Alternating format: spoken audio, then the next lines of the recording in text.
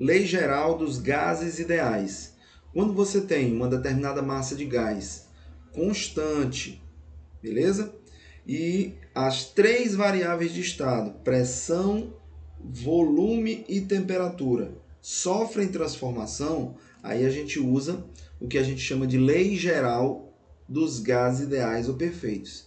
Quer dizer, então, que quando as três variáveis de estado, pressão, volume e temperatura, sofrem uma transformação para a mesma massa gasosa constante, tá ok? Quer dizer que nem vaza gás e nem vai chegar mais partículas, a massa é constante.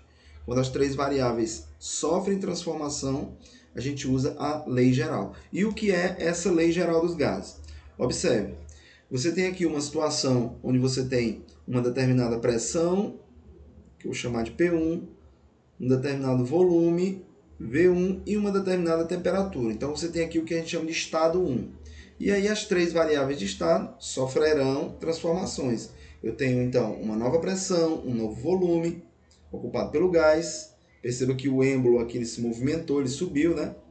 Beleza? E uma nova temperatura. Lembrando que a temperatura deve ser dada em Kelvin. E um estado 3, um terceiro estado, onde eu vou ter um outro valor de pressão, de volume e de temperatura. Então, as minhas três variáveis de estado estão mudando. Se eu aplicar a equação de Clapeyron, PV igual a nRT, eu posso passar a temperatura para o primeiro membro, de maneira que eu tenho PV sobre T igual a NR. O que é que eu percebo com isso? Se o número de partículas não mudou, se nem chegou gás e nem vazou gás, então o número de mols é constante. Beleza? Para essa massa gasosa que está contida no recipiente. E o R é a constante universal dos gases. Ora, mas se em cada estado 1, 2 ou estado 3 eu tenho o mesmo produto NR, então eu posso relacionar isso aqui da seguinte maneira. Observe, eu posso dizer que no estado 1 a pressão 1 vezes o volume 1 dividido pela temperatura 1 deve ser igual à pressão 2 vezes o volume 2 dividido pela temperatura 2, que deve ser igual à pressão no estado 3 vezes o volume no estado 3 dividido pela temperatura T3, já que tudo isso deve ser igual ao produto NR, que deve permanecer constante, já que o número de mols não mudou e eu estou usando a constante dos gases. Então, perceba que eu posso relacionar as três variáveis de estado em cada um dos três estados por essa expressão geral aqui. É isso aqui que a gente chama de lei geral dos gases, onde eu posso relacionar as três variáveis de estado, pressão, volume e temperatura, em cada estado 1, né? Em cada estado aqui que eu chamei de 1, 2 e 3. Beleza? Vamos aí para a resolução de um exemplo. Então, observe aí, no exemplo 1 nós temos uma certa massa de gás ideal, ocupa um volume V1, que tem esse valor de 60 litros, e esse gás que está ocupando esse volume de 60 litros, ele está a uma temperatura de 100 Kelvin.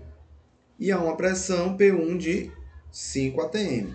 Então, nós temos aí as variáveis de estado, pressão, volume e temperatura para o nosso estado 1. Então, a gente pode montar a seguinte expressão. Então, observe, nós vamos usar a lei geral dos gases para relacionar as variáveis de estado, pressão, volume e temperatura no estado 1 e no estado aqui que a gente está chamando de estado 2. Quem é a pressão no estado 1? Eu tenho aqui, ó, 5 atm. Vamos substituir. Volume no estado 1, 60 litros. Então, minha pressão em atm e meu volume em litros. Lembrando que a minha temperatura no estado 1 deve ser em Kelvin, já está em Kelvin. Então, eu tenho 100 Kelvin. Igual. Pressão no estado 2. Agora, vamos para o estado 2.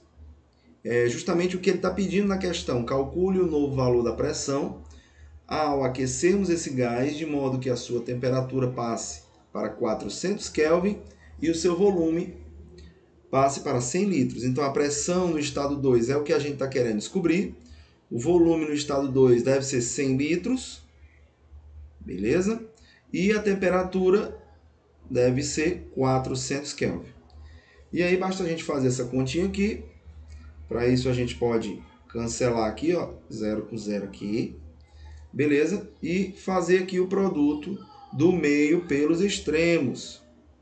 Tá certo? Vou passar esse 4 aqui para lá, multiplicando. Tá bom? Então vai ficar aqui o P2 vai ser igual a 4 vezes 5, 20. 20 vezes 60. Então a pressão no estado 2 deve ser igual a... Então, você fazendo o produto 20 vezes 60 dividido pelo 100, né? Que o 100 vai passar para lá dividindo. Você obtém que a pressão vai ser igual aí a 12 atm. Esse é o valor da pressão no estado 2.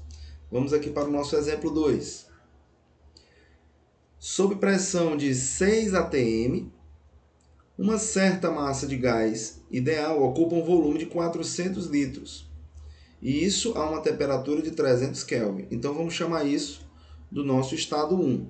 Vamos lá. P1V1 sobre T1 deve ser igual à pressão no estado 2, P2V2 dividido por T2. Essa é a nossa lei geral, né?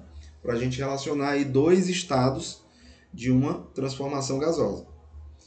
Então, a pressão no estado 1 será 6 atm, o volume no estado 1, 400 litros, dividido pela temperatura T1, que é de 300 Kelvin. No estado 2, o gás é então aquecido, de modo que a sua temperatura passe para 500 Kelvin. Então, a temperatura T2 deve ser igual a 500 Kelvin. E o seu novo valor de pressão, que passa para 8 atm. Qual será o novo volume do gás? Então, ele quer saber o volume no estado 2. E aí é só a gente fazer essa continha, né? Cancela aqui, 0 com 0. Beleza? E a gente utiliza aí o produto do meio pelos extremos. Perceba que aqui vai ficar 5 vezes 6. Se eu passar aqui multiplicando 6 vezes 5, 30. 30 dividido por 3 vai ficar 10. Então aqui vai ficar 10 vezes 400. Esse 8 que está multiplicando pode passar para o outro lado o quê?